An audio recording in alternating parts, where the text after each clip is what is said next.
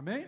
Vamos para a palavra? Pegue a sua Bíblia, abra no livro do Gênesis, capítulo de número 24.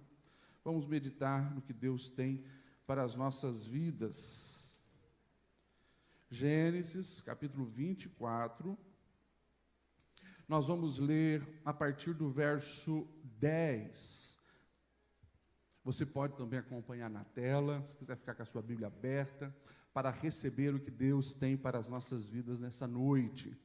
Gênesis 24, a partir do 10, diz assim: O servo partiu com 10 camelos do seu senhor, levando também do que o seu senhor tinha de melhor. Partiu para a Mesopotâmia, em direção à cidade onde Naor tinha morado. Ao cair da tarde, quando as mulheres costumam sair para buscar água, ele fez os camelos se ajoelharem junto ao poço que ficava fora da cidade. Então orou: Senhor, Deus do meu senhor Abraão, dai-me neste dia bom êxito e seja bondoso com o meu senhor Abraão. Como vês, eu estou aqui ao lado desta fonte e as jovens do povo desta cidade estão vindo para tirar água. Concede que a jovem a quem eu disser, por favor, inclina o seu cântaro e dê-me de beber, e ela me responder, bebe, também darei água aos teus camelos, seja essa a que escolheste para o teu servo Isaque, e saberei assim que foste bondoso com o meu senhor. Antes que ele terminasse de orar, surgiu Rebeca, filha de Betuel, filho de Milca, mulher de Naor, irmão de Abraão, trazendo no ombro o seu cântaro. A jovem era muito bonita e virgem, e nenhum homem tivera relações com ela. E Rebeca desceu à fonte, encheu seu cântaro e voltou. E o servo apressou-se ao encontro dela e disse, por favor, dê-me um pouco de água do seu cântaro. Beba, meu senhor, disse ela, e tirou rapidamente dos ombros o cântaro e o serviu. Depois que ele bebeu, depois que ela lhe deu de beber, disse, tirarei também água para os seus camelos até saciá-los. Assim, ela esvaziou depressa o seu cântaro no bebedouro e correu de volta ao poço para tirar mais água para todos os camelos. Sem dizer nada, o homem a observava atentamente para saber se o Senhor tinha ou não coroado de êxito a sua missão. E quando os camelos acabaram de beber, o homem deu à jovem um pendente de ouro de 6 gramas e 2 pulseiras de ouro de 120 gramas. E perguntou, de quem você é filha? Diga-me, por favor, se há lugar na sua casa, na casa de seu pai, para que eu e meus companheiros possamos passar a noite. Sou filha de Betuel, o filho de que Milca deu a Naor, respondeu ela. E acrescentou, temos bastante palha e forragem, e também temos lugar para vocês passarem a noite. Então o homem curvou-se em adoração ao Senhor, dizendo, bendito seja o Senhor, o Deus do meu senhor Abraão, que não retirou sua bondade e sua fidelidade do meu senhor. Quanto a mim, o Senhor me conduziu na jornada até a casa dos parentes do meu Senhor. Amém? Glória a Deus, até aqui.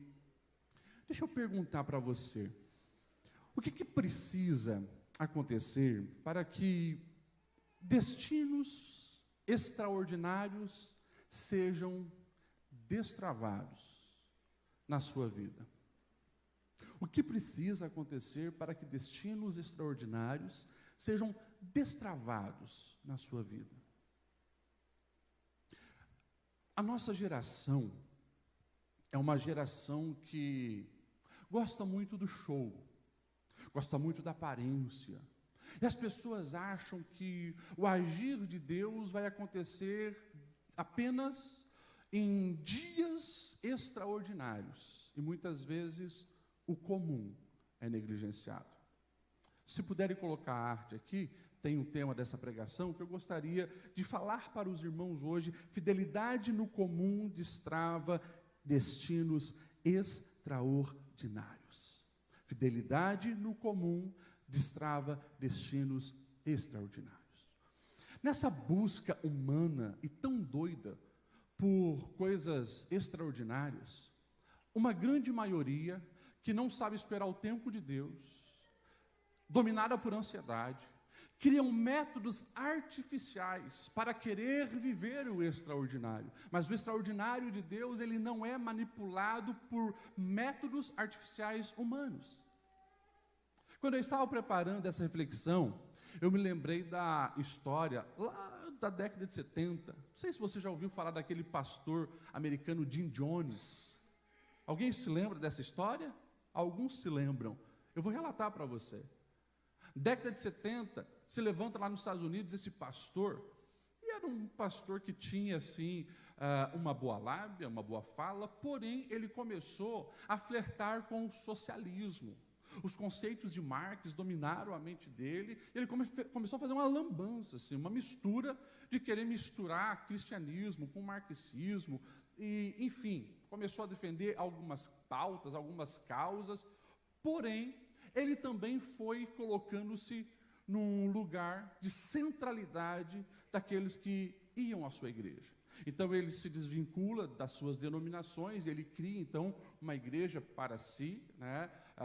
Era conhecido como o Templo do Povo, vai ganhando força cada vez mais o movimento, chegou a ter mais de 20 mil pessoas seguindo esse tal de Jim Jones, porém, ele desejava que as pessoas vivessem algo extraordinário, e a proposta de Jim Jones foi: nós precisamos sair desse ambiente corrompido, manipulado por políticas humanas, pensamentos humanos e assim por diante, e ele convocou os seus seguidores para se mudarem para um outro lugar e recomeçarem uma vida que ele falava: nós vamos construir o paraíso na terra.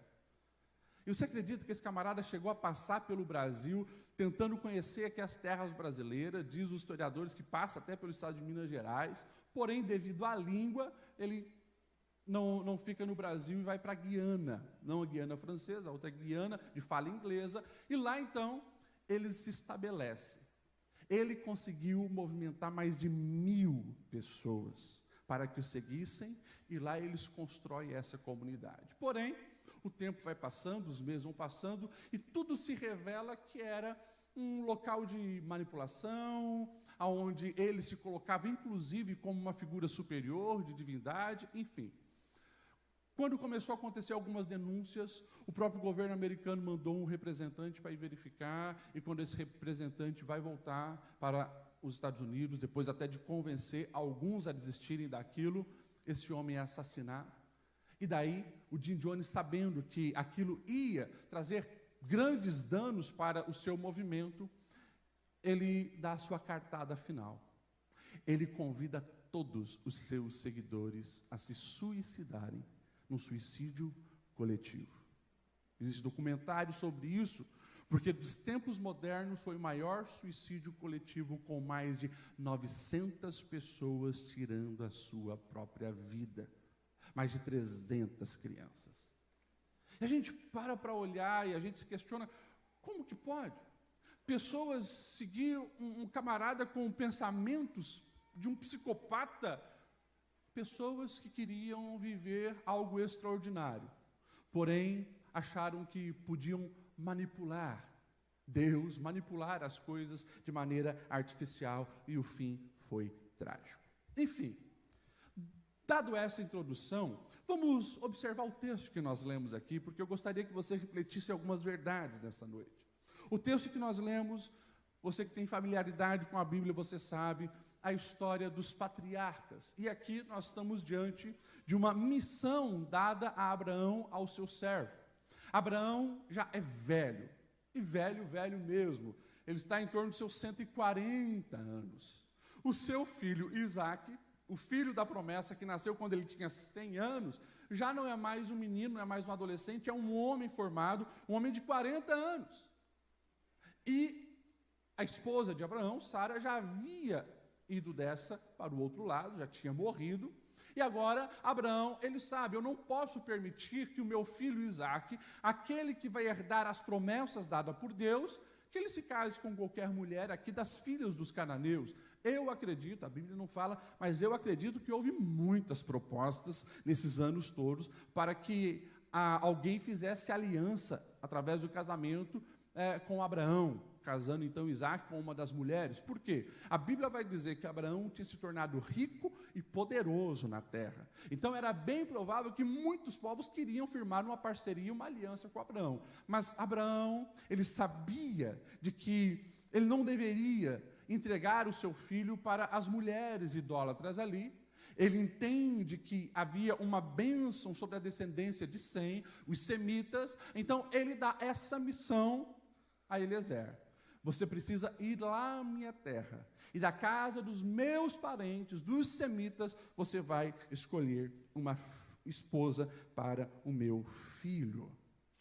Deixa eu abrir um parênteses aqui, para quem tem pais de jovens e adolescentes.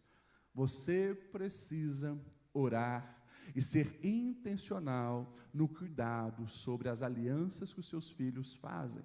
Você não pode permitir que os seus filhos namore qualquer uma. Você precisa orar sobre isso, direcionar sobre isso, oportunizar momentos para que o seu filho também possa estar envolvido com alguém que teme ao Senhor. Você me entende, amém? Glória a Deus. Eliezer agora ele tem essa grande missão. E Eliezer, ele sabe que Abraão não é qualquer homem na terra. Ele sabe que Abraão é aquele escolhido a qual Deus se revelou para abençoar todos os povos da terra. E ele sabe que essa mulher que vai desfrutar desse privilégio de casar com Isaac, é uma mulher que também estará debaixo das bênçãos do Senhor. Não tem como a gente ler todos os capítulos, desde Gênesis 12 até aqui, mas eu faço questão de ler 4 versículos para mostrar para você o nível de privilégio e o nível de bênção que agora a mulher que casaria com Isaac iria herdar. O texto lá de Gênesis 12 e 2, Deus vai então prometer bênçãos a Abraão, dizendo o seguinte: eu farei de você um grande povo, te abençoarei, tornarei o seu nome famoso e você será uma bênção. Abençoarei os que te abençoarem, amaldiçoarei os que te amaldiçoarem, e por meio de você todos os povos da terra serão abençoados. Em Gênesis 15, verso 18, o texto diz assim: naquele dia, o Senhor fez a seguinte aliança com Abraão: aos seus descendentes eu dei esta terra, desde o ribeiro do Egito até o grande rio Eufrates. Se você for no mapa observar esse território, é enorme esse território. Em Gênesis 17, versos 6 e 8, o texto diz assim: eu o tornarei extremamente prolífero, de você farei nações, e de você procederão reis, eu estabelecerei a minha aliança como aliança eterna entre mim e você e os seus futuros descendentes, para ser o seu Deus e o Deus dos seus descendentes. Toda a terra de Canaã, onde agora você é estrangeiro, eu darei como propriedade perpétua a você e aos seus descendentes, e eu serei o Deus deles. E para finalizar, Gênesis 22, 17 e 18, esteja certo de que eu o abençoarei, e farei os seus descendentes tão numerosos como as estrelas do céu e como a areia da praia do mar. A sua descendência conquistará as cidades dos que lhe forem inimigos, e por meio dela todos os povos da terra serão abençoados, porque você me obedeceu. Olha isso, há um lugar de honra, há um lugar de bênção para ser ocupado, e Eliezer agora tem essa responsabilidade. Então ele precisa sair dali de Bel-Leroy, que é o lugar onde eles estavam. Ele precisa ir para Arã, 600 quilômetros, mais de 600 quilômetros de distância.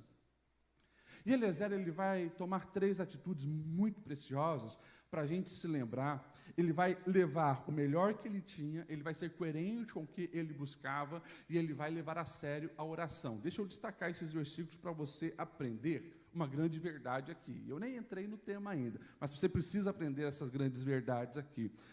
As decisões importantes que nós vamos tomar na nossa vida, elas não podem ser tomadas de qualquer jeito.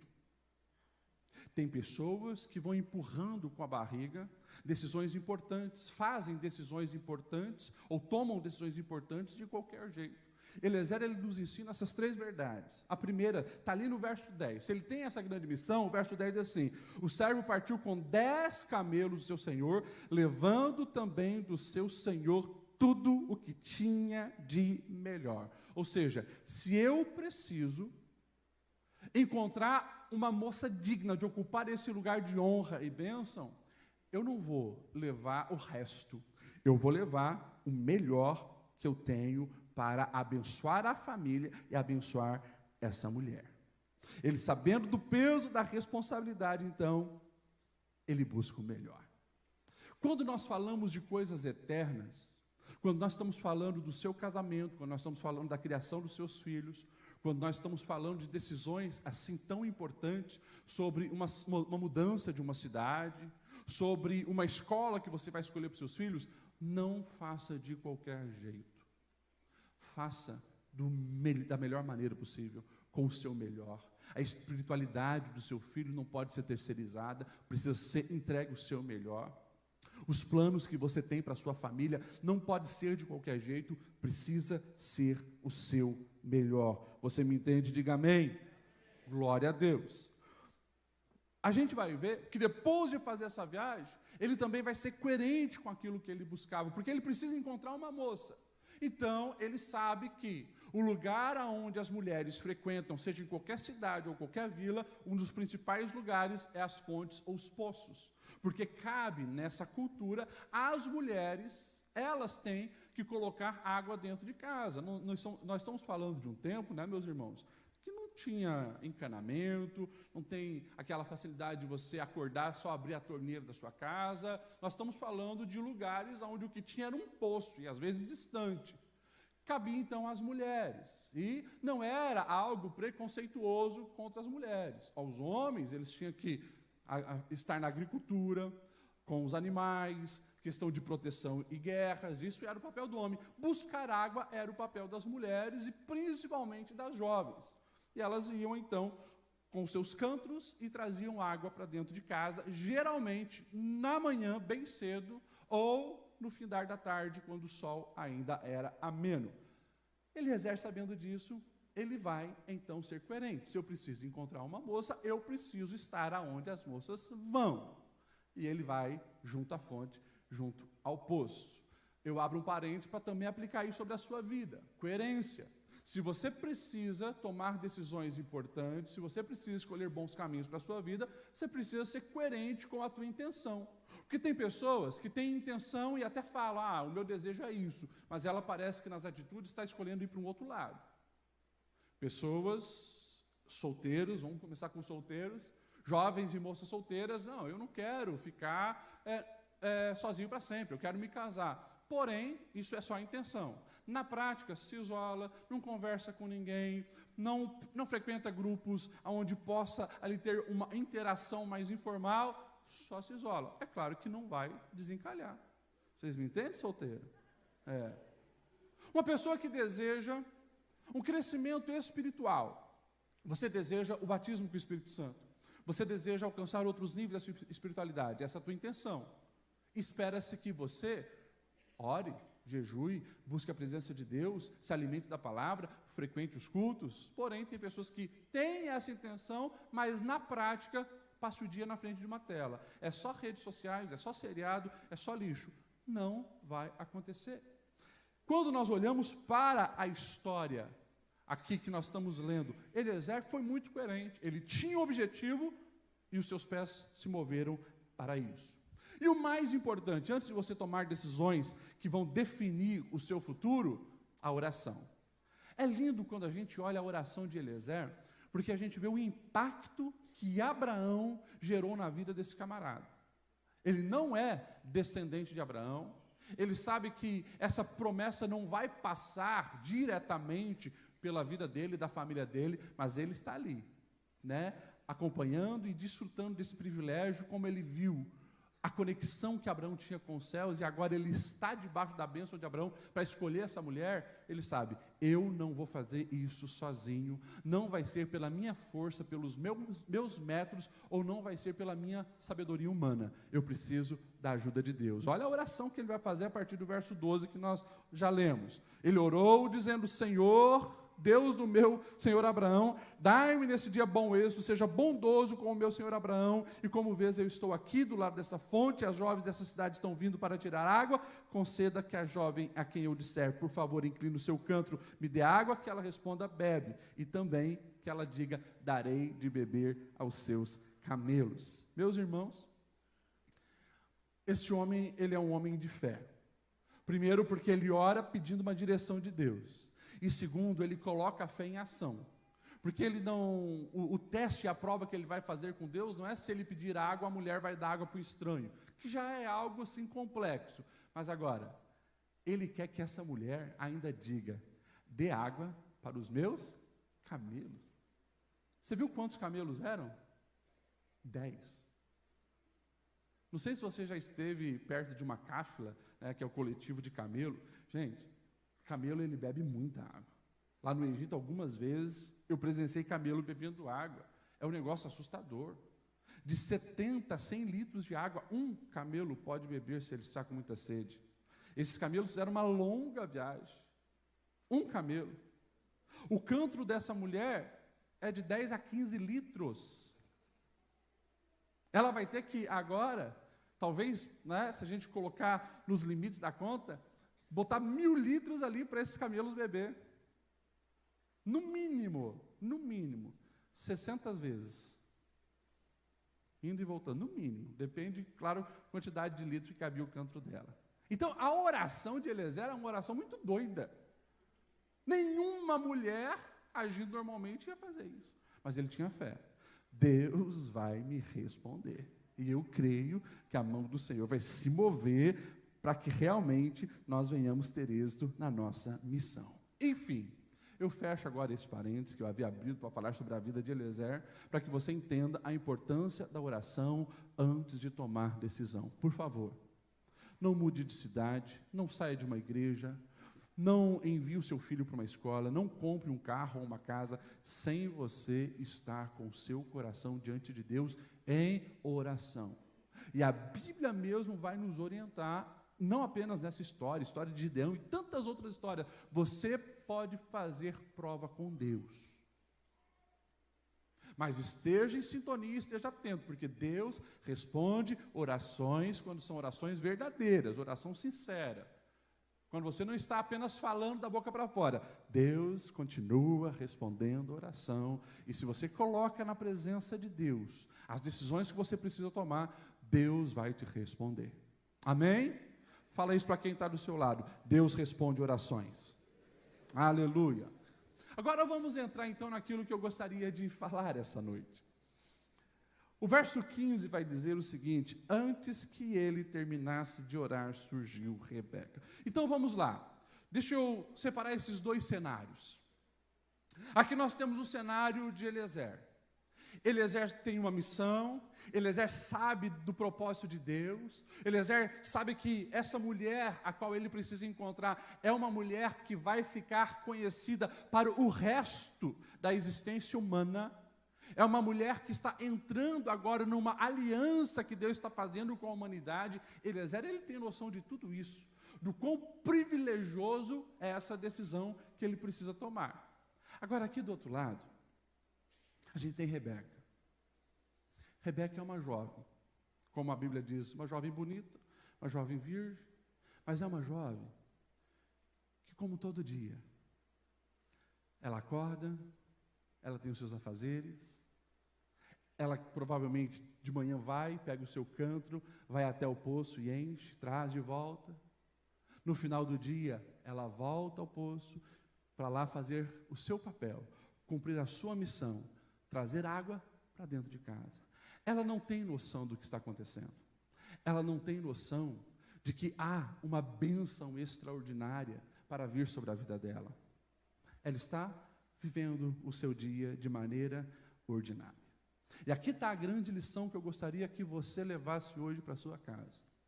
Você que deseja viver coisas extraordinárias em Deus, você precisa sair daqui entendendo que o ordinário, ele é o palco para o extraordinário de Deus. É no ordinário, é no dia a dia, é no comum, que Deus vai agindo, Deus vai se movimentando para honrar aqueles que estão desejosos de viver o extraordinário. A gente chama isso de o agir invisível de Deus. Os olhos naturais não conseguem ver. Você vai vivendo a sua vida, você vai cumprindo a sua missão, você vai realizando os seus afazeres, mas Deus está agindo e Deus está se movimentando. E quando a gente olha para a palavra, a gente percebe que Deus, Ele é esse especialista em esconder milagres e esconder o extraordinário na rotina. Lá está Moisés, lá em Midian, mais um dia normal, apacentando o rebanho do seu sogro, e naquele dia onde os céus quiseram se manifestar no ordinário da vida de Moisés, o Senhor se revela a ele na sarça ardente. Lá está Gideão, malhando trigo, fazendo a sua função para manter a sua família viva e alimentada, e lá ele recebe um chamado de Deus. A gente vê Davi cumprindo uma missão de levar marmita para os seus irmãos, um motoboy dos tempos antigos, e é justamente nesse cenário que Deus havia preparado para honrar Davi. Eu poderia falar de tantos, Maria, a mãe de Jesus, cumprindo as suas funções no dia normal em Nazaré, mas lá Deus se revela para a vida dela. Então, que você possa entender que é justamente na fidelidade daquilo que Deus te confiou no dia a dia, algo que parece não ser nada espiritual, é algo da minha vida rotineira, da minha vida normal. Deus está de olho em você e Deus está se movimentando em seu favor. Você crê nisso? Diga amém. Então saiba que é na tua função de pai e mãe, em nutrir a espiritualidade da sua família, é num devocional comum como vocês fazem toda semana, que um dia Deus vai responder às tuas orações, pegar o seu filho, enchê-lo do Espírito Santo, e ele vai ter também as experiências. É na sua busca normal de querer novas experiências com Deus, e você está lá no seu quarto de joelho dobrado orando, você está lá na sua casa lendo a sua Bíblia, como você faz sempre que Deus resolve honrar a sua fé e te encher com um renovo de graça, unção e poder.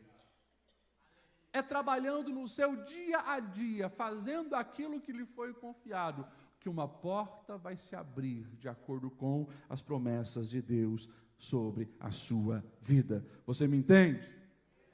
Então para de querer manipular artificialmente uma experiência extraordinária com Deus. Para de querer achar um guru espiritual. Para de querer ir atrás de um profeta, ou de ir para a internet para encontrar lá o profeta do Pix.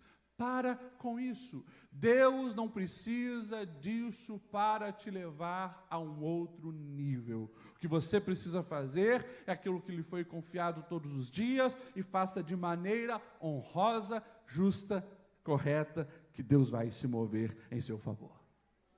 Você me entende? Um sábio escritor americano, ele já dizia que nós precisamos aprender a discernir entre o sucesso e o dia do reconhecimento do sucesso. Porque algumas pessoas pensam que o sucesso agora de Rebeca aconteceu nesse dia. Não, agora a Rebeca está entrando no nível de sucesso. O sucesso de Rebeca foi talvez muitos outros dias que ela olhou para aquele canto e disse: eu estou com uma preguiça, mas eu preciso fazer, é minha função. E ela venceu a preguiça e foi. O sucesso de um casal não é no dia da celebração de 25 anos, bodas de prata, onde eles estão diante de todos e com a família celebrando os 25 anos de casamento. O sucesso não é aquilo. Aquilo é o dia do reconhecimento do sucesso. O sucesso aconteceu quando se levantou as lutas, quando faltou o dinheiro, quando eles brigaram, e alguém até disse: chegou o tempo de se separar, mas eles falaram: não, nós temos uma aliança, nós vamos honrar nossa aliança. Esse sim foi o dia do sucesso, onde eles venceram o divórcio. O dia do sucesso para aquele jovem que levanta o diploma depois de 5 anos de faculdade, não é esse dia é o dia do reconhecimento. O dia do sucesso mesmo foi quando ele dormia 3 horas apenas de noite, para poder fazer os trabalhos da faculdade. Quando muitos falaram para ele: você não vai dar conta, para com isso, ele diz: não, eu vou perseverar até o fim. Quando ele venceu lá, quando ninguém estava vendo, muitas vezes sob lágrimas, derramando-se na presença de Deus em oração, porque ele estava lutando para não desistir. Esse foi o dia do sucesso. Então, que nós possamos fazer essa leitura e essa diferença, e entender que é no dia a dia, é no cotidiano, que nós estamos escrevendo histórias extraordinárias com a ajuda do Espírito Santo, e assim nós vamos desfrutar dessas promessas. Glória a Deus por isso. Que você possa olhar para a sua vida e saber que Deus está se movendo, mesmo quando tudo parece ou aparenta normal. O verso 17, 18 e 19 vai dizer então que Eliezer se aproximou-se dela e fez aquilo que ele tinha orado. E ele chega para aquela mulher e diz: por favor, me dê um pouco de água do seu cântaro. E o verso 18 diz: beba, meu senhor, respondeu Rebeca. Tirou rapidamente dos ombros o cântaro e o serviu. E olha o verso 19, o milagre aconteceu. Depois que lhe deu de beber, ela disse: eu tirarei também água para os seus camelos até saciá-los. Uau! Essa mulher, ela se encaixou perfeitamente como resposta de oração, mesmo parecendo que aquela oração era algo impossível. E eu preciso lembrar você, Rebeca até esse momento não sabe quem é aquele camarada, não sabe o nível de bênção que está reservado para ela. O que ela fez? Ela mostrou a essência do seu coração. Um coração humilde e um coração generoso. O desejo de servir. E aqui, nós precisamos olhar esse exemplo de Rebeca e cuidar do nosso coração.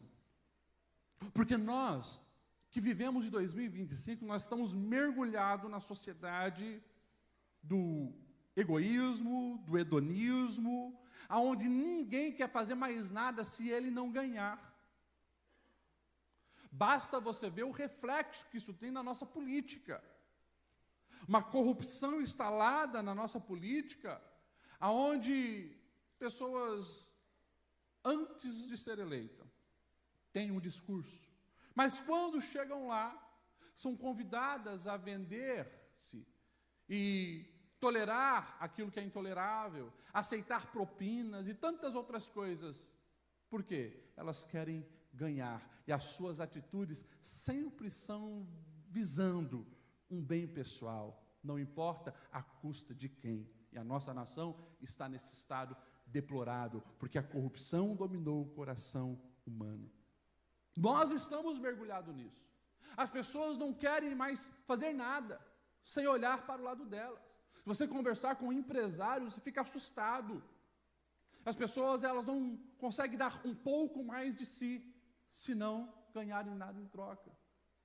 Porém, isso vai totalmente contra a proposta do Evangelho. Servimos um Cristo que nos orienta, se preciso for, andar uma milha a mais. Ou seja, se forçarem você a andar uma milha, ande uma a mais. Faça além. Esteja disponível. E de repente a gente encontra no meio do nada, lá em Harã, uma mulher, Rebeca, que ninguém dava nada de extraordinário, mas a atitude dessa mulher é fantástica. Lá está ela. Eu não sei quanto tempo durou, mas para dar de beber para 10 camelos sedentos, essa mulher demorou algum tempo. E lá está ela. Pega água e traz, pega água e traz, pega água e traz. Jeremias 17:10 vai nos dizer que o nosso Deus, Ele é aquele que sonda os corações. E Ele conhece e sonda a mente de cada pessoa. E quando Ele sonda, Ele tem o objetivo: recompensar a cada um de acordo com a sua conduta e de acordo com as suas obras. Ou seja, pode ser que as pessoas não estão vendo o teu esforço, o teu sacrifício, a tua dedicação. Você entrou nessa rotina e quem sabe, aos olhos humanos, você só está ali se desgastando. Deus está olhando o seu coração. E Deus é aquele que recompensa a cada um de acordo com as suas obras. Não vai cair por terra o seu esforço em prol do bem das pessoas, em prol do bem da obra do Senhor. Deus está olhando e há recompensa para a sua vida. Amém. Você pode pegar na mão de quem está do seu lado e falar para essa pessoa: sirva por amor. Aleluia. Somos chamados para isso. Para com esse negócio de sempre querer sugar alguma coisa, ter um interesse por trás. Estenda a mão para ajudar. Seja generoso, faça como Rebeca, porque corações que agem de maneira generosa, de maneira humilde, esses corações é que destravam bênçãos extraordinárias sobre si. Você me entende, amém? Glória a Deus. Me encanta o fato de que algo tão simples como um cântaro de barro, que as mulheres levavam aqui no ombro, foi um instrumento poderoso nas mãos de Deus para responder a oração de Eliezer, mas mais que isso, construir algo para a eternidade. Um simples cântaro. Se a gente vai para a Bíblia, a gente vai ver exemplos, como eu citei de Moisés, era um simples cajado de pastor. Mas esse é o cajado que Deus vai usar para libertar o povo de Israel lá do cativeiro do Egito. Você vai ver um instrumento de defesa que Davi usava para proteger as suas ovelhinhas lá. É o instrumento que Deus vai usar, aquela funda, para derrubar gigantes. Lá no Novo Testamento a gente tem no meio de uma multidão um menininho que está com o seu lanche ali, é 5 pães e 2 peixinhos. Mas é aquilo, no simples, no ordinário, que Deus vai usar para alimentar uma multidão. Então saiba que essa sua habilidade, que você usa no dia a dia, pode ter certeza, faça com excelência, um coração generoso, um coração de servo, um coração humilde. Deus vai te surpreender, porque essa habilidade que você tem, Deus vai usar para transformar vidas e impactar histórias que vão sim gerar frutos para a eternidade. O simples, o comum, mas faça com amor. O verso lá na frente, 57, 58, 59, eu já começo a caminhar para o final, nós vamos ver coisas maravilhosas acontecerem, porque depois que ela serve os camelos estão saciados, Eliezer vai conversar com Rebeca, ele se apresenta, ela se apresenta, e ela ali começa agora a ser recompensada.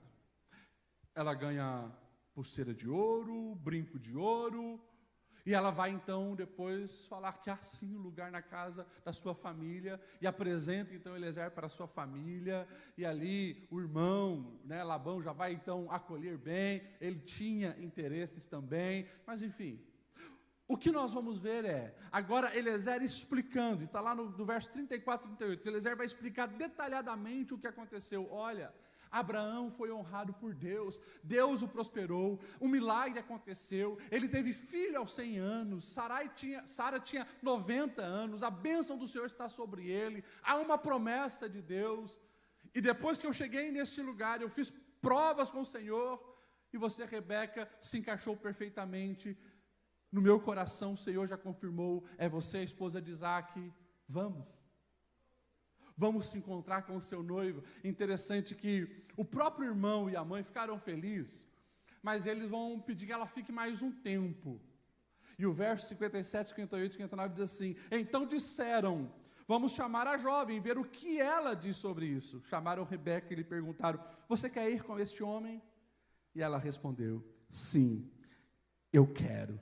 Despediram-se, pois, de sua irmã Rebeca, de sua ama, do servo de Abraão e dos que acompanhavam. Ou seja, o extraordinário de Deus vai acontecer no palco do ordinário. Você vai fazendo aquilo que Deus lhe confiou, bem feito e com amor. Porém, vai chegar um momento onde haverá um chamado específico para você. Deus vai te chamar para uma missão, Deus vai te chamar para um propósito, e você precisa, nesse momento, se posicionar. O que você quer da sua vida? Você diz sim à voz do Senhor, à proposta do Senhor, a ver o extraordinário do Senhor, ou você protela? Ou você é um Jonas que foge? ou você finge que não entendeu aquilo que Deus tem especificamente para você. Mas eu estou aqui dizendo com todas as letras, vai chegar o dia onde você será colocado diante dessa decisão. E que a sua decisão seja como a de Rebeca, dizendo: eu quero viver todas as promessas de Deus para a minha vida. Deus não vai forçar ninguém a viver o chamado. Deus não vai colocar uma coleira em ninguém e obrigar ninguém. Não, você é obrigado a fazer isso.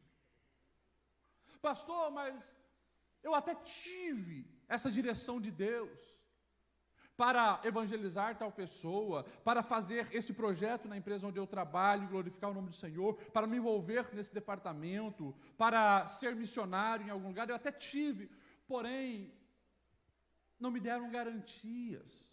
Porém, eu não tinha o GPS total da rota, e eu preciso lembrar você, Deus não é aquele que abre o mapa e mostra tudo certinho para você.